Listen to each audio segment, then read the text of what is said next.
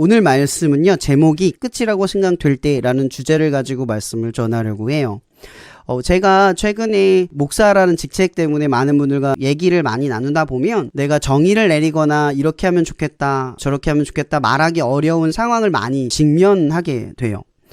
그게 가정적인 일일 수도 있고, 교회나 아니면 삶, 아니면 주변의 사람들, 친구, 여러 가지 관계, 또 여러 가지 상황 속에서 일어나는 일인데, 우리가 가끔 어떤 사람들의 힘든 고민들을 듣다 보면 답이 없다라고 느껴지는 순간이 참 많다고 느껴져요. 그래서 우리가 섣불리 누군가에게 이렇게 하면 되지 않아? 저러면 되지 라고 쉽게 말하기가 사실은 쉽지 않다는 걸 생각해 봐야 돼요. 근데 우리는 조언을 참 쉽게 해요. 그죠? 어떻게 조언을 하냐면 내 상황에 비춰서 다른 사람이 왜 이렇게 하지 못하는지 이해하지 못하는 측면을 드러낼 때가 참 많다는 거죠. 그러나 우리가 생각해야 될 것은 누군가 모든 인생마다 끝이라고 생각되는 상황들이 존재해요. 그게 교회일 수도 있죠. 아무리 해봐도 바뀌지 않아 라고 하는 지점. 가정에서도 부모님이 여러 가지 문제가 있으면 내가 뭘 할 수 있을까 정말 작게만 느껴질 때도 있을 거예요. 그리고 친구의 문제에서도 자꾸 친구들 사이에서 문제가 자꾸 생기는데 왜 난 자꾸 이런 친구들을 만나지? 라고도 느낄 수가 있고요. 또 아무리 공부를 하고 열심히 하는데 왜 난 자꾸 안 되지? 내가 열심히 하지 않은 건 아닌데 왜 안 될까? 라고 하는 막연함이 항상 우리의 삶에 뒤따를 수 있다라는 거죠. 세상의 불합리함이란 참 이해하기가 어려워요.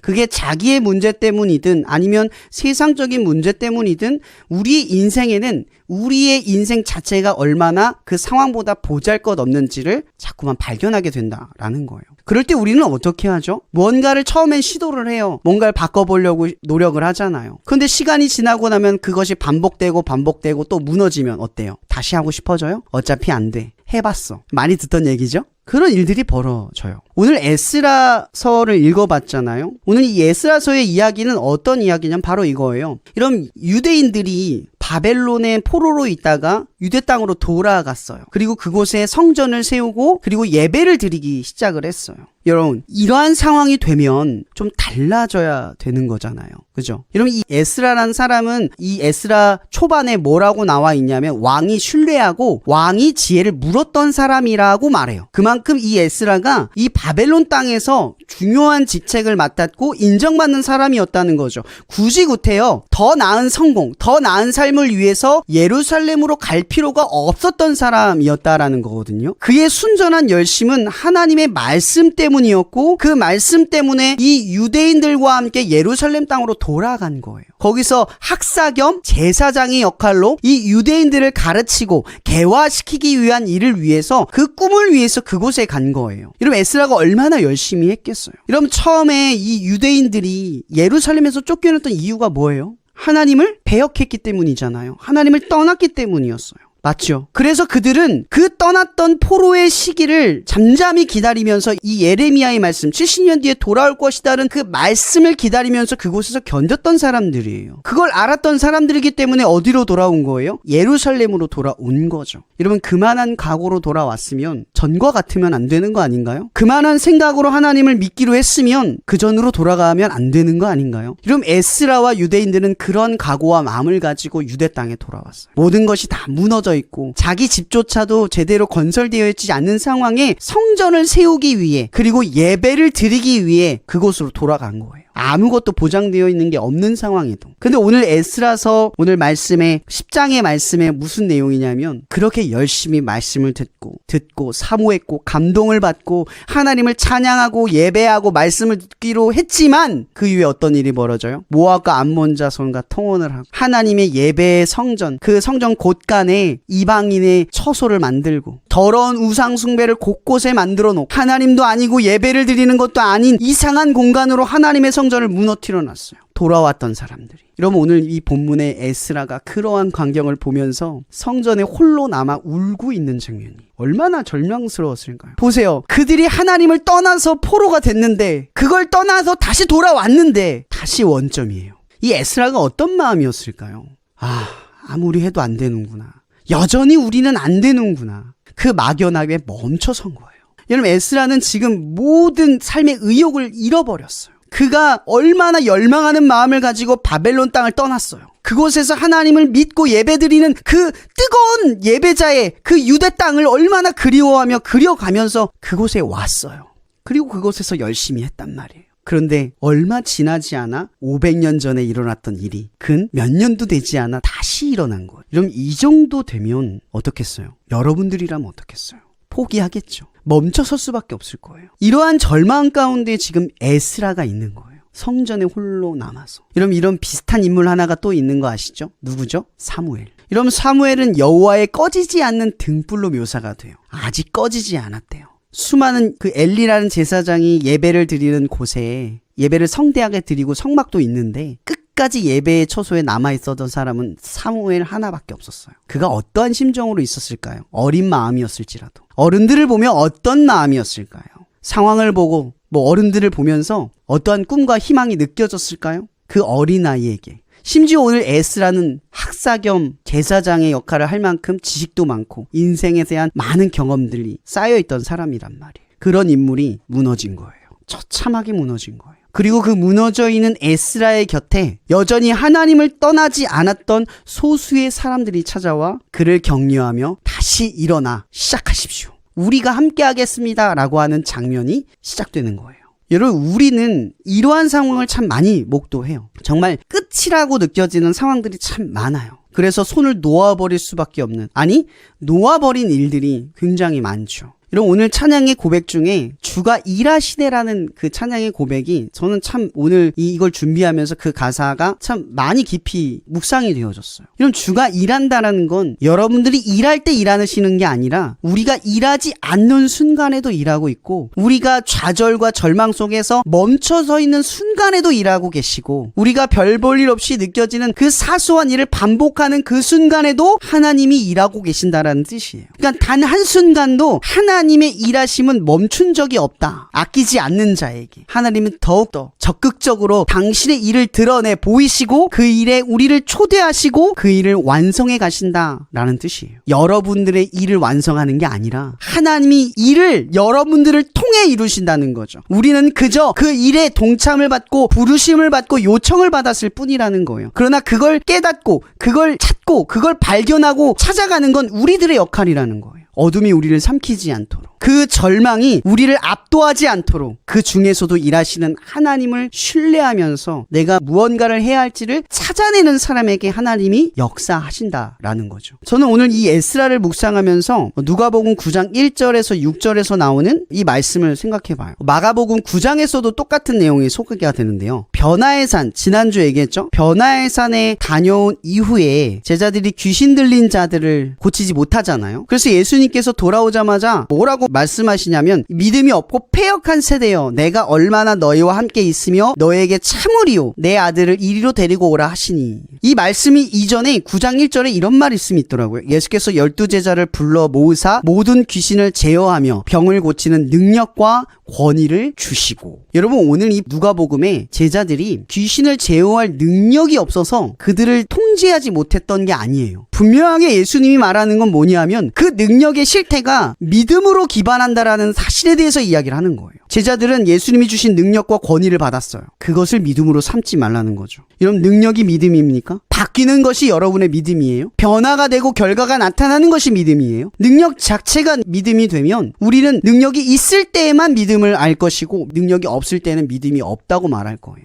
그러나 예수님께서 말씀하시는 건요. 이 능력이 믿음으로부터 나올 수 있다라는 거예요. 그러나 반대로 믿음으로부터 능력이 나오지 않을 때도 있다는 거예요. 그러면 믿음은 무엇을 생각하게 만드나요? 바로 하나님의 일. 내가 하는 일이 아니라 하나님이 지금 이것을 통해서 하려고 하시는 일에 대해서 집중한다는 거죠. 그 제자들이 보기에는 귀신 들린 아이를 고쳐서 사람들에게 칭찬을 받고 인정을 받는 것일 줄 모르겠지만 예수님께서는 오히려 그들의 믿음 없음을 통해서 그 일이 일어나지 않음을 통해 그들의 믿음을 지적하는 것이 오히려 더 옳았던 거예요. 능력이 아니라 믿음. 능력은 믿음으로부터 나온다 라고 하는 사실을 알게 하는 사건이 필요했을지도 몰랐다는 거죠. 제자들이 보기엔 실패한 그 사건이 하나님의 입장에선 성공한 일이라는 거예요. 이게 믿겨지십니까? 이것이 바로 에스라를 통해서 하나님이 보게 하시는 일이라는 거예요. 그는 절망 가운데 멈춰서 있었지만 그 일이 하나님의 의도대로 계획되고 그 뜻대로 진행되어져 가는 과정이라는 것을 에스라에게 보게 만드신다는 거죠. 무너져 있는 상황에 집착하고 있을 때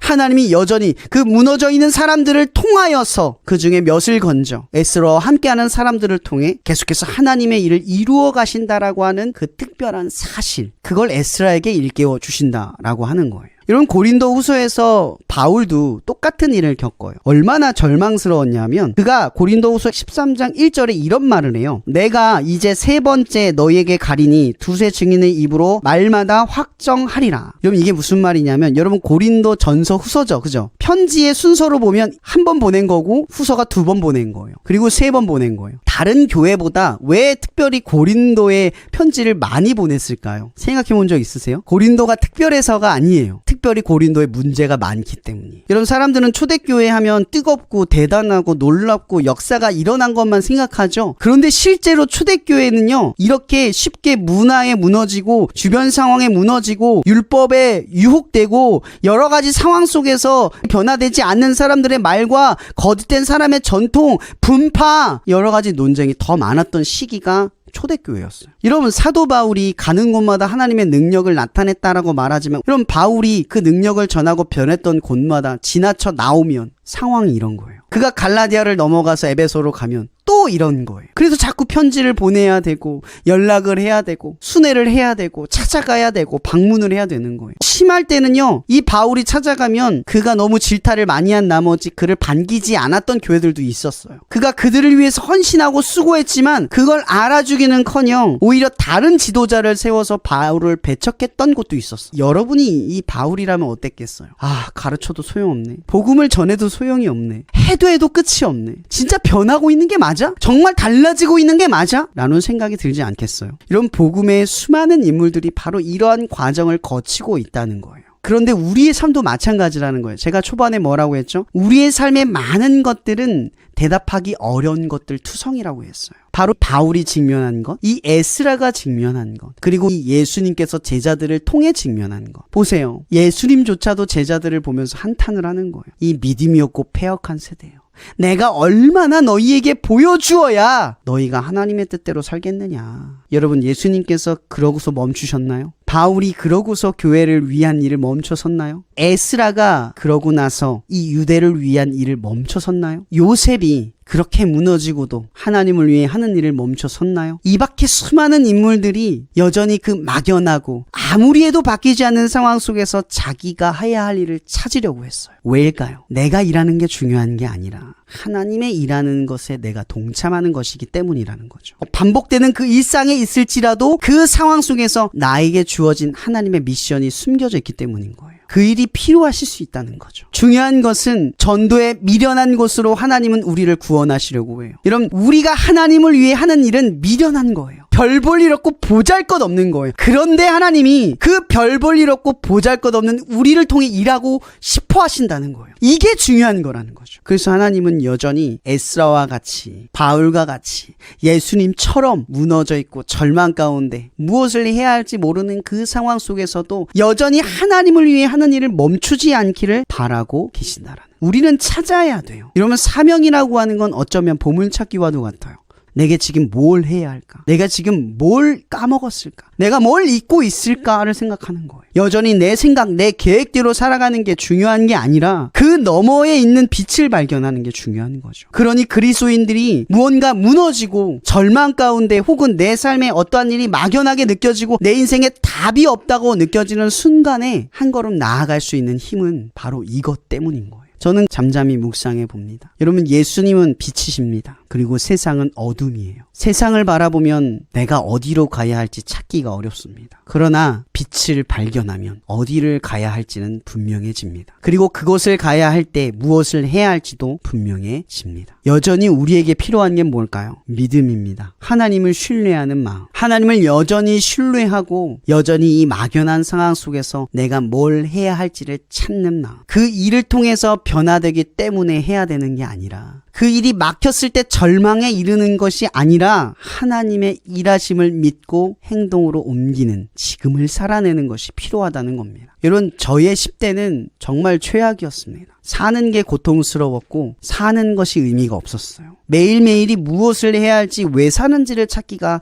어려웠어요. 너무나 힘들고 어려운 사춘기를 보내면서 매일매일이 죽는 게 소망일 정도로 무의미했어요. 그래서 지금도 그 십지 시설을 떠올려 보면 아무 것들이 추억되지 않아요. 그러한 인생을 살면서 20대의 격동기를 어쩌면 보냈죠. 그리고 30대 초반의 격동기를 또한 보내면서 지금에 이르러서야 깨닫게 되는 것은 이 평온함이 거저 얻어진 것이 아니라는 거예요. 여러분, 제 삶이 평온해서 평온한 게 아니에요. 제가 믿음이 좋아서가 아니라 하나님을 신뢰하는 마음이 삶의 안정감을 주고 있어서요. 여러분들은 20대의 격동기를 보내느라 여전히 주변 이야기를 듣고 내 미래를 떠올리면 막연하고 불안하고 두려울지 몰라요. 그러나 여러분의 20대는 그러한 상황에 맞서며 하나님을 믿으려고 하는 거예요. 그리고 믿으면서 무언가를 행동하는 거죠. 그 기반을 세워갈 때 여러분의 삶은 반석 위에 집을 세우는 것처럼 단단해지는 거예요. 그러나 여전히 여러분의 삶이 어떤 형통함과 능력과 힘에 기반한다면 모래와 같은 집으로 기둥을 세우고 있다고 생각하시면 됩니다. 저는 아직 더 많은 인생을 살아야 하지만